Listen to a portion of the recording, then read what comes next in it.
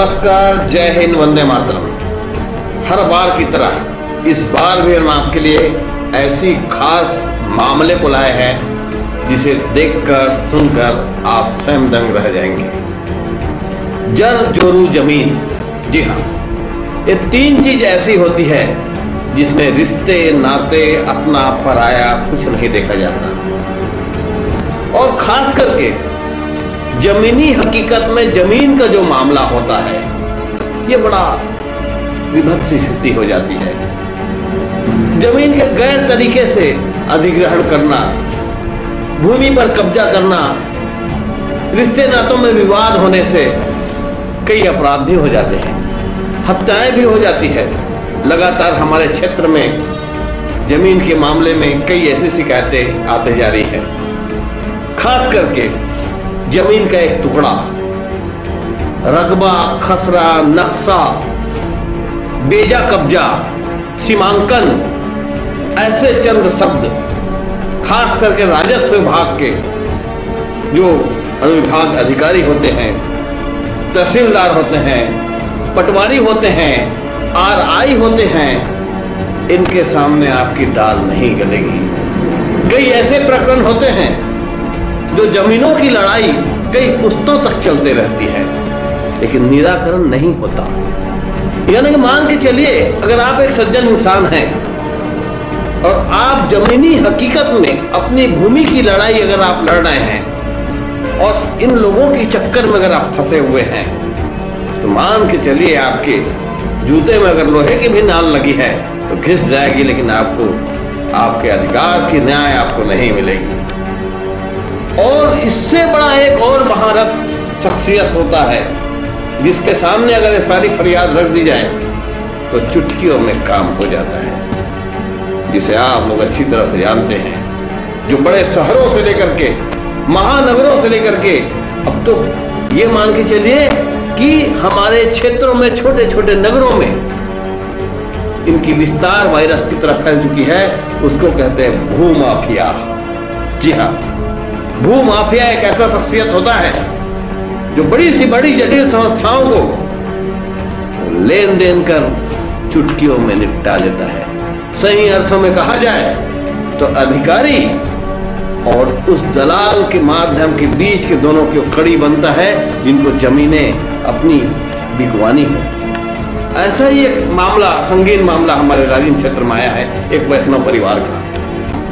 तकरीबन 2 दर्जन लोग वैष्णव परिवार आज राजीव में भटक रहे हैं। उनका दावा है उनकी पैतृक जमीन को किसी स्थानीय शख्सियत द्वारा भूमाफिया के मार्फत करोड़ों की जमीन को जो तहसील ऑफिस राजीव के पीछे में है उसे बेचा जा रहा है। बड़े मजे की बात यह है कि इस मामले में न्यायालय में भी ये मामला लंबित है, और मामला लंबित होने के बावजूद, विवाद होने के बावजूद इन जमीनों की लगातार रजिस्ट्री हो रही है। पता है कितनी बड़ी बात है? न्यायालय में लंबित विवादित स्थान और इसके सही जो हकदार हैं वो चक्कर काट रहे हैं, उनको रिकॉर्ड नहीं मिल रहा है, और ये जमीनें रजिस्ट्री हो रही है।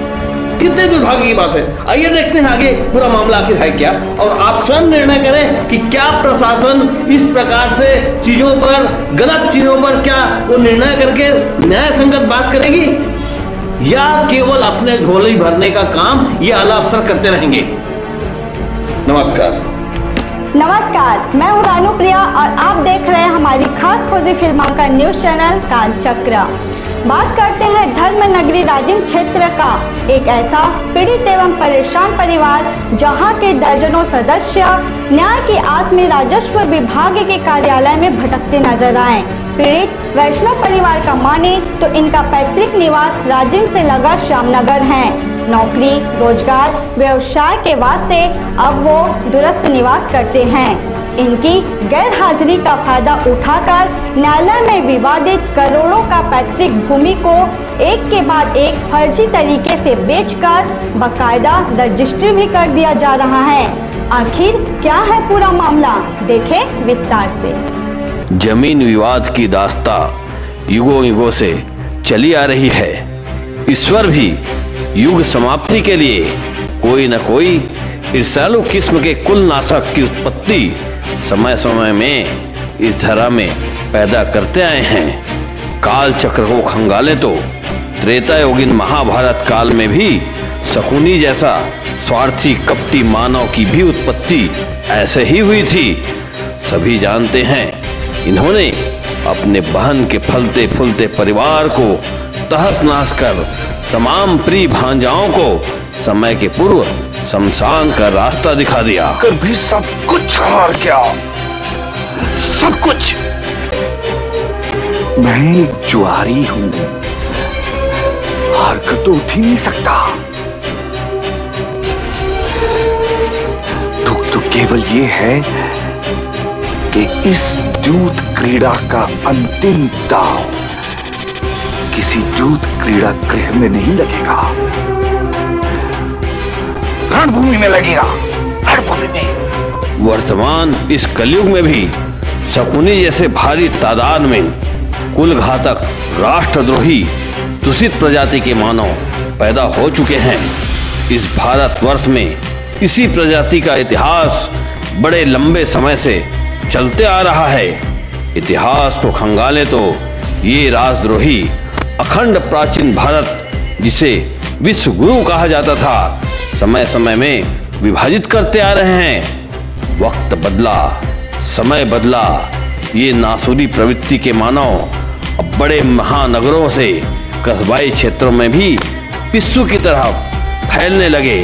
इनकी फितरत है, ये जहां उत्पन्न होते हैं प्रकृति को तो चोट पहुंचाते ही हैं। मानव जीवन में भी अपशगुन की काली छाया मंडराने में कमी नहीं करवाते। गांव शहर तो क्या, पूरे राष्ट्र को भी खून की तरह दिमक लगाने में कोई कसर नहीं छोड़ते। इनकी एक बहुत ही बड़ी खासियत होती है, ये समाज के वायरस होते हुए भी इसी समाज में रुतबेदार प्रभावशाली पदों में जाने जाते हैं, जिसे आप भू माफिया के रूप में पहचानते हैं। इतिहास गवाह है, काल चक्र को खंगाले तो पृथ्वी का सबसे विशाल राज्य अखंड प्राचीन भारत श्रेष्ठ आर्यव्रत के रूप में जाना जाता था, जिसे स्वर्ण भूमि भी कहा जाता था, जिनकी सीमाएं हिंदू कुश इंडोनेशिया से लेकर अरुणाचल, कश्मीर से कन्याकुमारी, अरब की खाड़ी तक फैली थी। चीन भी हमारे आधिपत्य में आता था, यानी सन 1255 में भारत की विशाल सीमा Afghanistan, Nepal, Cambodia, Vietnam, Malaysia, Java, Sumatra, Maldives तक हुआ करता था। प्राचीन आर्यों की भूमि आर्यावर्त, जो आगे चलकर भारत के नाम से जानी गई और आज जिसे हम इंडिया कहते हैं, रामायण महाभारत के समय में जिसे आर्यावर्त कहा जाता था, संपूर्ण पृथ्वी पर ही भारत देश का राज्य था। इसे जानने के लिए हमें आज से 1,96 करोड़ वर्ष पहले जाना पड़ेगा, क्योंकि उस समय आर्यावर्त की नींव पड़ी थी। आर्य मान्यता के अनुसार इंसान की उत्पत्ति इतने वर्षों पहले त्रिविष्टप यानी तिब्बत में हुई थी। तिब्बत में बसी मनुष्य जाति जिस देश में आकर बसी, उसका नाम आर्यावर्त था। आर्य यानी श्रेष्ठ लोग, अच्छे और पवित्र लोग। आर्यावर्त के सबसे पहले राजा महर्षि मनु से लेकर महाभारत काल तक राजा युधिष्ठिर तक अनेकों राजा इस देश का पालन करते रहे। महाभारत के युद्ध के बाद ही यह देश अनेकों भागों में बंट गया और आर्यावर्त कहीं खो गया। आज वो कौन से बड़े बड़े देश हैं जो आर्यावर्त की सीमाओं में आते थे? सरस्वती और दृष्टवती नदी प्रदेशों के बीच का जो स्थान है, उस सुशोभित देश को ब्रह्मावर्त या आर्यावर्त कहा गया है। इसे आगे एक्सप्लेन करते हुए ऋषि दयानंद ने लिखा है, उत्तर में हिमालय, दक्षिण में विंध्याचल, पश्चिम में अटक नदी और पूर्व में दृष्टवती नदी, जो नेपाल के पूर्व भाग के पहाड़ से निकलकर बंगाल के आसाम के पूर्व और ब्रह्मा के पश्चिम और होकर दक्षिण के समुद्र में मिलती है, जिसे ब्रह्मपुत्र नदी कहा जाता है, जो कि उत्तर के पहाड़ों से निकलकर दक्षिण के समुद्र की खाड़ी में मिलती है। यानी इन नदियों की सीमाओं और इनके बीच का प्रदेश आर्यावर्त था। तो देखा आपने कितना विशाल था हमारा देश। वक्त बदला, लोग बदले, देश के शीर्ष में स्वार्थी, ईर्ष्यालु, राष्ट्रद्रोही पैदा होते रहे। अंग्रेज भी आए, हमें गुलामी की जंजीरों में 200 वर्ष तक जकड़ा रहा। देश की आजादी के लिए हमने रक्त बहाया। सन 1947 को हम आजाद हुए। 26 जनवरी 1950 को भारत पूर्ण गणराज्य का दर्जा हासिल किया। इस वक्त भारत का फिर विभाजन कर दिया गया। अब भारत केवल इंडिया बनकर रह गया। हमारी रकबा महज 32,87,000 वर्ग फीट में भी सिमट कर रह गई। उसमें भी आए दिन भारत, पाकिस्तान, चीन के एलओसी में कश्मीर को अलग करने कई राष्ट्रद्रोही भूमाफिया दलाल दिन रात षड्यंत्र करते नजर आ रहे हैं। इन नामुरादों की नापाकी अब देश के आंतरिक व्यवस्था को खोखला करने में लग गए। ये अब महानगरों से कस्बाई क्षेत्रों में समाज के अंदर वायरस की तरह फैलने लगे। निज स्वार्थ एवं दूषित मंसूबे के चलते प्रकृति एवं जलवायु को चोटिल करना प्रारंभ कर दिए। सही अर्थों में त्रेतायुगीन कुलनाशक शकुनी का ही यह स्वरूप देखने को मिल रहा है। वर्तमान कलयुग में इसका नया नाम भूमाफिया को माना जा सकता है। अधिकांश भूमाफिया के काले कृत्यों के पीछे राजनैतिक संरक्षण होना अब आम बात हो गई है, जिसके चलते समाज के चुस्त दुरुस्त प्रशासनिक व्यवस्थाओं को भी भ्रष्ट बनाने में ये कोई कसर नहीं छोड़ते। ऐसी ही एक संगीन मामला धर्म नगरी राजिम की प्रकाश में आई। खबर पाते ही मामले की तह तक जानने हम निकल पड़े तहसील कार्यालय की ओर।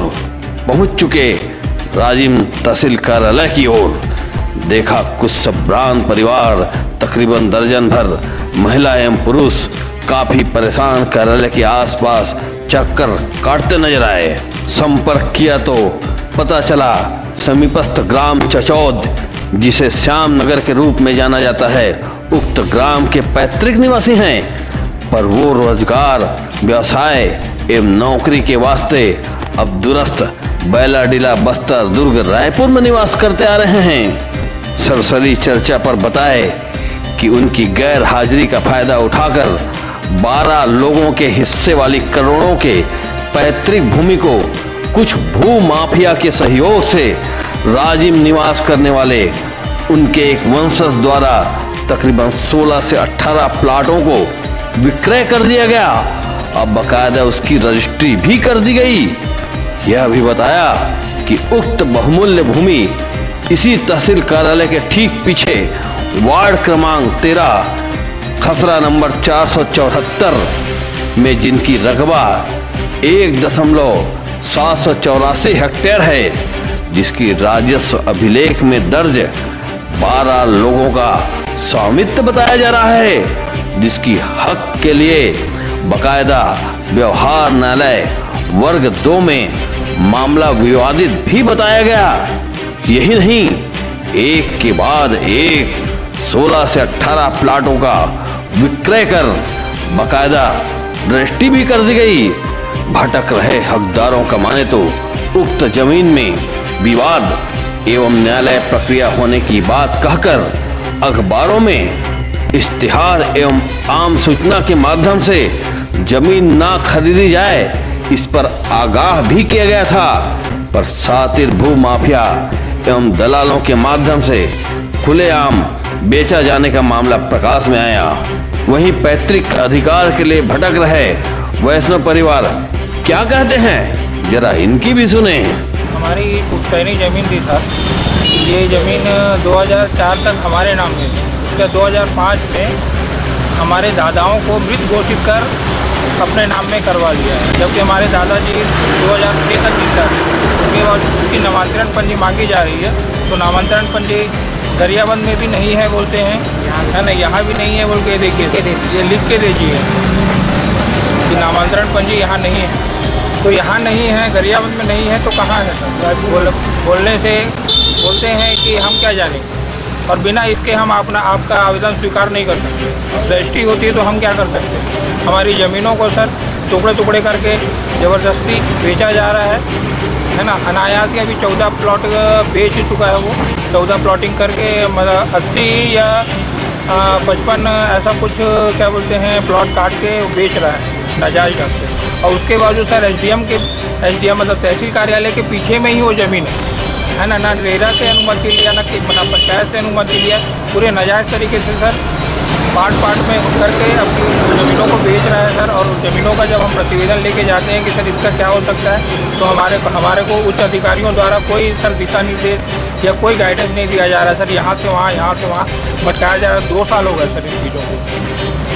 सर ये जो है ज़मीन का मामला है, फर्जी तरीक़ा से ज़मीन को रजिस्ट्री करवाया है और बेच दिया। वहाँ 14 आदमी का रजिस्ट्री हो गया है और बोलता है ये रजिस्ट्री हो गया तो हो गया, कुछ नहीं होगा। हम लोगों को अपना ज़मीन का ये मिलना चाहिए, मुआवजा हो चाहे जो भी है। कितनी ज़मीनें हैं और कौन बेचते जा रहा है इसे? ये दीपक कुमार वैष्णव बेच रहा है। कहाँ के हैं ये? यही राजिम के। अच्छा, क्या ये कितने लोगों को बेच दिया है? 14 लोगों को बेच दिया। कितनी ज़मीनें हैं? ज़मीन तो 4.5 एकड़। हमारी जो पैतृक ज़मीन है, हमारा हक हमको वापस मिलना चाहिए। अधिकारियों द्वारा स्पष्ट रूप से कुछ भी कार्रवाई नहीं की जा रही है और बल्कि उन लोगों को सपोर्ट किया जा रहा है। गरियाबंद कलेक्टर तक, हम मुख्यमंत्री तक जा चुके हैं। अभी मुख्यमंत्री के पास हम दोबारा जाने वाले हैं। हमारी जो ज़मीन है, हमारे दादाओं की संपत्ति हमको वापस मिलनी चाहिए। फर्जी तरीके से उस आदमी के द्वारा बेचा जा रहा है। 2004 में गलत तरीके से नामांतरण हुआ है। मेरे दादाजी 2006 में ख़त्म हुए, 2005 में उनको मृत घोषित करके उनका मृत्यु प्रमाण पत्र फर्जी लगा के उस ज़मीन को अपने नाम में कर लिया है पूरी तरीके से फर्जी। और इसीलिए जो नामांतरण की पूरी फाइल है वो गायब कर दी गई है। यहाँ वो फाइल ना राजिम में मिल रही है, ना गरियाबंद में, ना रायपुर में, कहीं वो फाइल नहीं मिल रही है। तदुपरांत पुनः हम निकल पड़े उक्त विवादित भूमि की ओर, जहां दावेदारों को वंचित कर 16 से 18 प्लाटों को बेचकर बकायदा रजिस्ट्री कर दी गई है। मैं धर्म नगरी राजिम में खड़ा हुआ हूँ। ये भूमि हमारे पूर्वजों की है और आपको मैं बताना चाहता हूँ कि यहाँ देखिए कैसे अवैध प्लॉटिंग हो रहा है।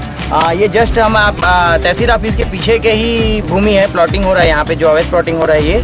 और हम लोगों ने एसडीएम और तहसील कार्यालय में इसका सारा आवेदन दिया हुआ है, लेकिन हम लोगों को कोई भी वहाँ से रिस्पॉन्स नहीं। एसडीएम ने सीधा अपना पल्ला झाड़ लिया है कि मेरे पास जब तक कुछ भी डॉक्यूमेंट नहीं आएगा मैं कोई कार्रवाई नहीं करूँगा, ऐसा करके उन्होंने सीधा अपना पल्ला झाड़ लिया है। तो मैं आपके कैमरा के माध्यम से यहाँ के स्थानीय लोगों को अवगत कराना चाहता हूँ कि जो भी इसमें वो कर रहे हैं थोड़ा सा सतर्क हो जाएं, नहीं तो आगे चल के उनको परेशानी हो सकता है।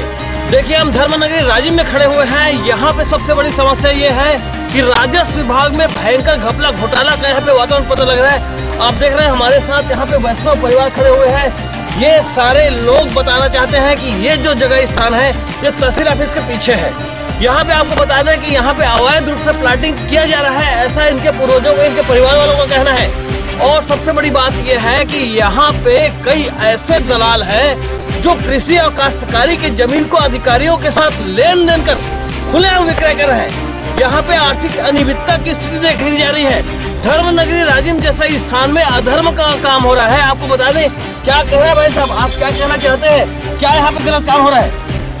सर, ये दीपक कुमार वैष्णव के द्वारा अवैध प्लॉटिंग कर बेचा जा रहा है और ये जस्ट इसके पीछे तहसील ऑफिस है, तहसील कार्यालय है, जहाँ पे तहसीलदार साहब, एसडीएम साहब, मतलब उच्च अधिकारी लोग बैठते हैं। उसके बावजूद अवैध प्लॉटिंग यहाँ पे की जा रही है। हमारी जो पुश्तैनी जमीन इसको ये धोखे से अपने नाम में करके है ना बेच रहा है। तो किस प्रकार से फर्जी रूप से किया, कुछ ऐसी बात आप बताना चाहेंगे? सर, ये 2004-05 में नामांतरण किया है हमारे दादाओं को मृत घोषित कर, जबकि हमारे दादाजी गुजरे हैं 2006 में। देखिए कितनी बड़ी बात बता रहे हैं। क्या नाम बताया आपने? कृष्ण कुमार वैष्णव। कृष्ण कुमार वैष्णव जी रहते कहाँ हैं? मैं सर श्यामनगर राजिम का निवासी हूँ। देखिए, श्यामनगर राजिम का निवासी है कृष्ण कुमार जी। वर्तमान में कहाँ रहते हैं ये मुझे नहीं मालूम, लेकिन इनका कहना है कि इनके दादाजी का स्वर्गवास हुआ है 2006 में हुआ है और वहाँ पे चढ़ा दिए गए 2005 में। देखिए किस प्रकार से प्रशासन की यहाँ पे गंदी नीति है। ये आपको क्या ये बात सही है? सत्य। अच्छा, ये आप ये प्लाटिंग जो हो रहा है, क्या कहना है इसके बारे में आपका?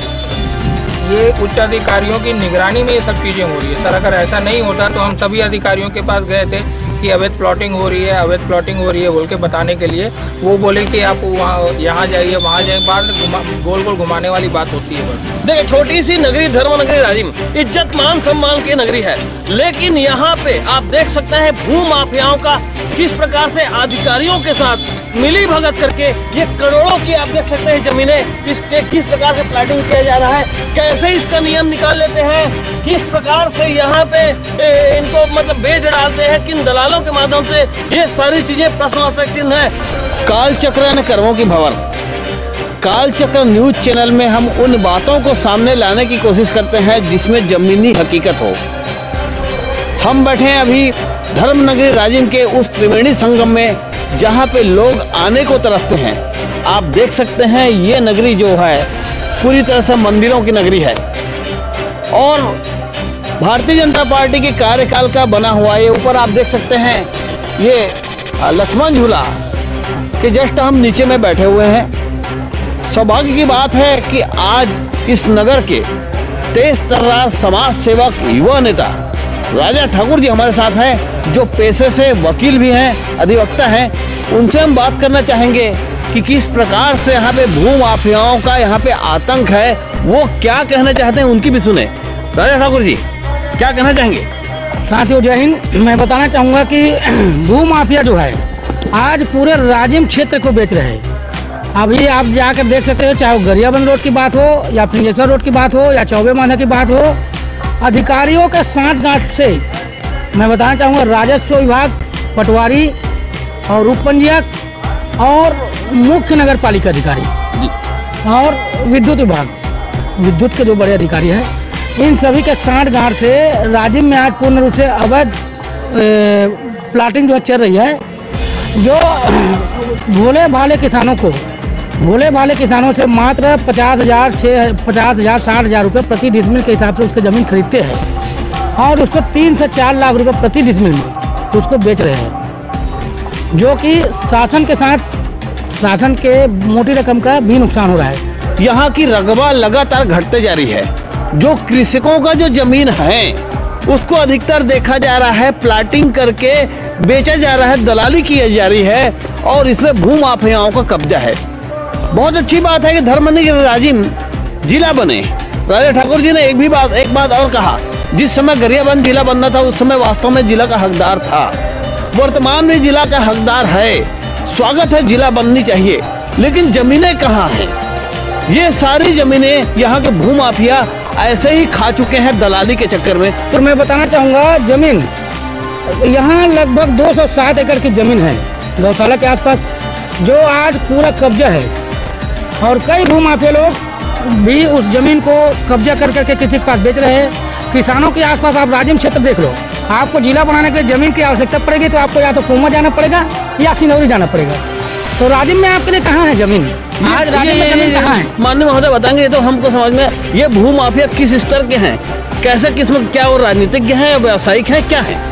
भू माफिया लोग भी व्यवसाय की मान के चलो, कहीं ना कहीं राजनीति से वो लोग भी जुड़े हुए हैं, लेकिन इनका क्या है, अधिकारियों का संरक्षण प्राप्त है। जैसे मैं कई बार विरोध किया हूँ, कई बार मैं शिकायत भी किया हूँ कलेक्टर महोदय से, जांच के लिए भी आया, लेकिन अनुविभागीय अधिकारी को 3 फरवरी को जांच के लिए मिला है, अभी तक अनुविभागीय अधिकारी ने कोई कार्रवाई नहीं की है। भू माफिया कुछ दिन के लिए लोग नकल देना बंद कर देते हैं, उसके बाद रेट बढ़ाने के लिए लोग बंद करते हैं। पहले नकल 2,000 4,000, आज नकल की रेट जो है बिक्री नकल आज 30 से 40,000 रुपये ले रहे हैं पटवारी, और उप पंजीयक रजिस्ट्री करने के लिए 50,000 से 70,000 रुपये की मांग करते हैं। नहीं होगा तो आपका रजिस्ट्री नहीं होगा। मेरे खुद की चचेरी बहन जो है वो खुद 30,000 रुपये नकल का पैसा दिए है और 70,000 रुपये उप पंजीयक को दिए है, तब वो 5 डिसमिल का रजिस्ट्री कराया है। ये खेल चल रहा है। कितनी दुर्भाग्य की बात बताई जा रही है ना। पूरी तरह से कहा जाए तो यहाँ भू माफियाओं के माध्यम से बड़ी मोटी रकम अधिकारियों के झोली में जाता है, जिसके कारण यहाँ की रकबा घट रही है और जो काश्तकारी का जो जगह है, जो शासन को चाहिए था कि जिला के लिए उस पर विस्तार करे, ऐसी जमीनों के भी अवैध रूप से यहाँ पे प्लाटिंग की जा रही है। धन्यवाद राजा जी, आप हमारे साथ संपर्क किए, कालचक्र को आपने बताया। हम चाहेंगे कि हर बार आपकी यही तेज तर्रार बातों के साथ सच्चाई को आप अवगत कराएं। नमस्कार जी, आपका भी धन्यवाद। बड़े सौभाग्य की बात है, आज हमारे बीच युवा समीक्षक पत्रकार और मार्गदर्शक और समाज की सेवा करने वाले ठाकुर महेंद्र सिंह जी हमारे स्टूडियो में बैठे हुए हैं। महेंद्र सिंह जी, आपके नमस्कार। धन्यवाद। नमस्कार प्रवीण जी, नमस्कार। आप हमारे स्टूडियो में आए हैं और आज का हमारा विषय है भू माफिया। किस प्रकार से हमारे छत्तीसगढ़ को अंदर ही अंदर खोखला करते जा रहे हैं ये भू माफिया, इनके बारे में हम आपसे चर्चा करना चाहेंगे। आप अपने जीवन के अनुभव के बारे में बताइए जी। इस छत्तीसगढ़ में भी कृषि चल रही है और भू माफियाओं के कहर से काफी लोग पीड़ित हैं, क्या कहना चाहेंगे, क्या आपने देखा इस संबंध में? हाँ, सबसे पहले मैं धन्यवाद देता हूँ प्रवीण जी। काल चक्र एक ऐसा आपने चैनल लाया है जो आज छत्तीसगढ़ के जर्रे जर्रे की खबर लाता है और हर मैं उस यहाँ के निवासी से अपील करता हूँ कि इस चैनल में जरूर देखें कि हमारे आसपास क्या घटित हो रहा है। कालचक्र इसकी बहुत ही तेज प्रकार और बहुत ही सॉलिड शब्दों में बोलने वाली रानू प्रिया जी को भी मैं धन्यवाद देता हूँ। और हर हमारे क्षेत्र के लोगों को सुनना चाहिए कि ये जो चैनल आपका जो खबरी चैनल है, जो मुद्दे उठाता है, बहुत ही शानदार मुद्दे उठाता है।